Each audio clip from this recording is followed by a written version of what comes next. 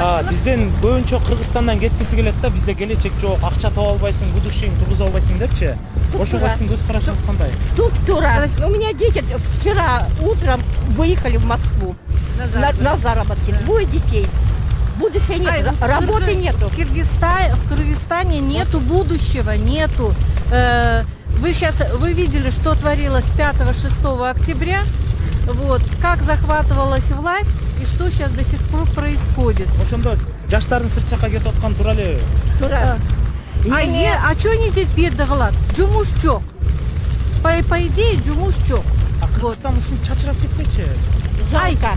Сейчас не только, сейчас посмотрите, что творится. Сейчас ОПГшники занимаются, нават, спекулянт, российский самый. Сейчас кто бизнес будут сюда проходить? Никто. Сейчас все это будет под этими криминалом будет. Ошолорду алабыз деп атышабы, ошо нават. Конечно, все. Кыргызстандагы өзбектин да укугу сакталат.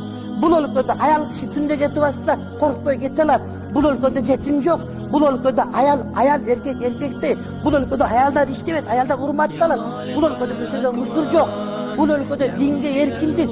Бул чыныгы мусулман өлкө. Бул өлкөдө процент жок, арак жок, койкулук жок деп айта турган өлкөгө жетишибизге аз эле калтырмады. Иншалла. Мамлекет оңдош үчүн биз биринчи өз оңдош керек. Карагына тынчтык керек бизге. Бизге биримдик керек, ынтымак керек.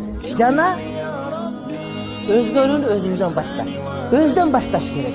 Элдер оңдош, элдер жаман десе эч качан оңолбойт. Сен өзүңдөн башта, буга салым кош, мамлекет оңолот, дин керек, эмгек менен башка жолу жок.